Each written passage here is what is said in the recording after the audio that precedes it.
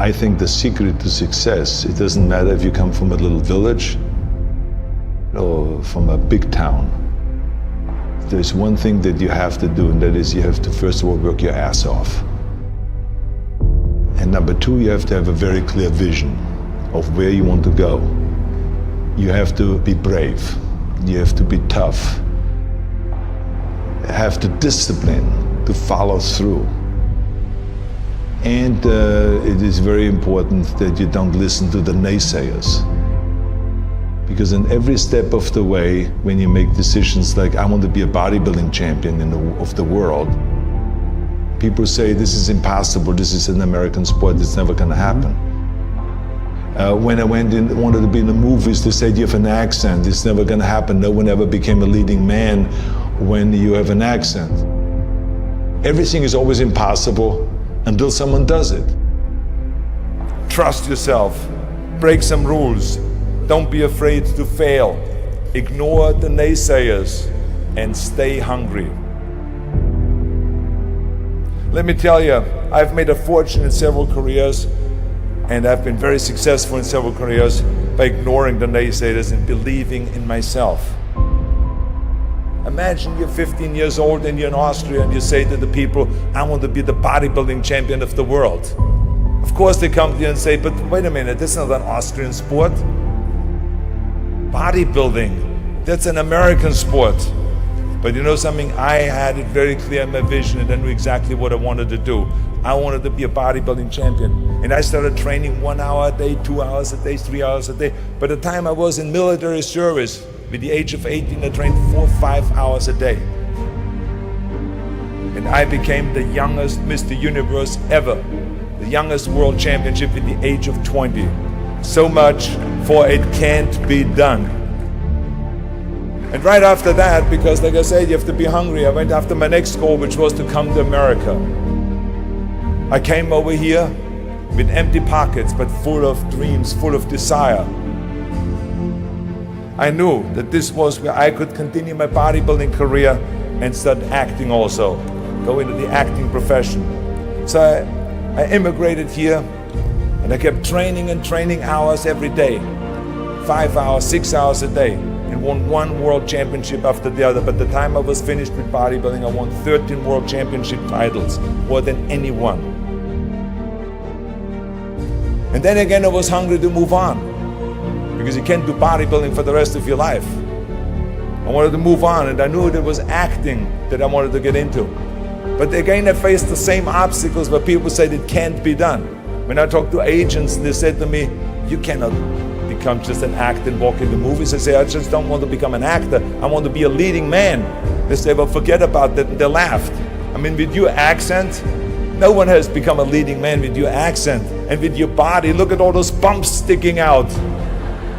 This overdeveloped body they were in 20 years ago when they did Hercules movies, but now it's Dustin Hoffman, it's Al Pacino, it's Woody Allen. Those are the new sex symbols, don't you understand it? Look at you. Forget it, it will never happen. And with your name, Schwarzenegger, or whatever your name is, I can see that already up there on the billboards. That isn't gonna sell any tickets. But you know something, I didn't listen to them. I started working very hard, just like in bodybuilding. 5, 6 hours a day. I went to acting classes, speech classes, dialogue classes, accent removal classes. Everything that you can think of, I did. And slowly everything started happening. All of those liabilities that they talked about started turning into assets. When I did Conan the Barbarian, the director came to me and he said, if we wouldn't have you, we would have had to build one. And on Terminator, the director said, I couldn't imagine to have anyone play Terminator that wouldn't have an accent and that wouldn't have your body. I cannot imagine the line, I'll be back, with a normal American accent. It works so perfectly that you have this German accent. So all of those things that they say are liabilities became an asset. As moment went on, it grew and grew, and I went from one movie to the next, started making more and more money, and then I ended up being the highest paid actor with $30 million on Terminator 3. That just shows you again so much for it can't be done. This is why I try to tell you, anything and everything can be done if you can visualize it and if you believe in yourself. never give up and never be afraid of failure, because otherwise you box yourself in and you limit yourself. I was never afraid to fail when I ran for governor. I was never afraid to fail to tackle anything, because you should not be afraid of failure. That's just part of life. Work your ass off. There is no magic pill.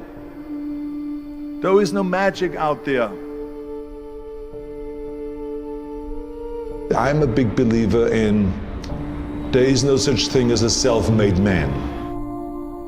Because so many times people say that you're a self-made man, you're the perfect example of the American dream and this and that. And these are all great compliments, but the reality is, as I always said, that you can call me anything you want. You can call me Arnie, Schwarzi, Governor, Schnitzel, whatever you want to call, but don't ever call me self-made man.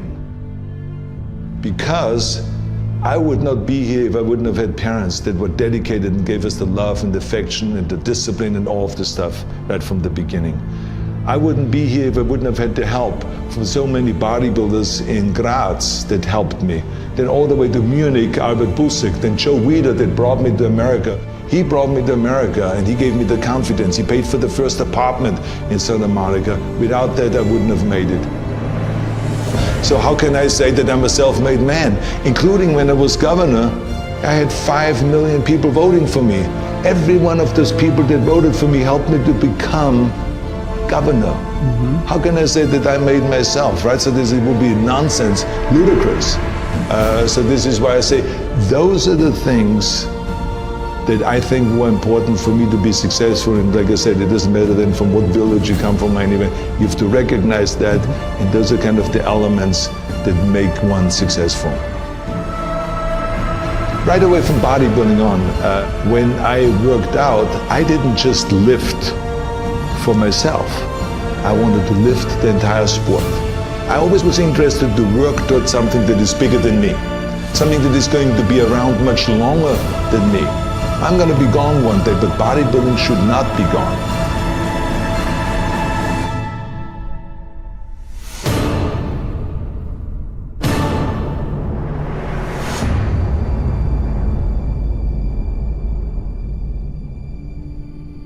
No matter how successful you get, no matter how old you get, you always have to be hungry for more. You always have to be hungry for learning new things, because you never learn enough. I, for instance, learned when I grew up, I always thought that greatness was directly tied to fame and fortune. I thought that the big career and the money and the achievement would equal success. But I was dead wrong. But I learned that later on. I learned that totally by coincidence. When the University of Wisconsin did a research program on what effect weight training would have for Special Olympians, for intellectually challenged people, they called me. They said, Arnold, you're the expert in this subject. We want you to come up to the university and to help us with our program, to help us with our Special Olympians. And I flew up to the University of Wisconsin and I helped. And there were these kids. The first exercise we decided to do was bench press, and they were all standing in line. The first kid laid down on a bench. I put a 40-pound barbell over his chest and he did a simple exercise of bench press. He did 10 reps. Then he got up, and then the next one laid down. I put the barbell over his chest, and then that kid started breathing really heavy, and all of a sudden he started screaming really loud. And he jumped up, I pulled the bar back, and he started shaking. I realized that he was scared of the weight. So I calmed him down. I said, that's okay. Just watch your friends do the bench press, and maybe you want to try it again. And the friends came through and they did all their bench press, and everyone did great performance, and then all of a sudden he stood in line on the end and tried again. He laid down. This time I gave him the empty bar, just the 20 pounds. And he did 10 reps. And then I said, you want to have more plates on it? More weight? He said, yes. So I put 2 more plates on it. Now it was back to the 40 pounds that he had earlier. And he did 10 more reps. Then he said more. Then I put 2 more plates on it. Now it was 60 pounds. He did another 10 reps. And he said, more. He did then 80 pounds. Then I lifted the weight off and he jumped up, high-fived everyone, and he was so excited. And it was a real eye-opener for me, because when I saw that kid going from terror to self-confidence in a short period of time. So I want you to remember, have a vision, think big, ignore the naysayers, work your ass off, and give back and change the world. Because if not us, who? If not now, when?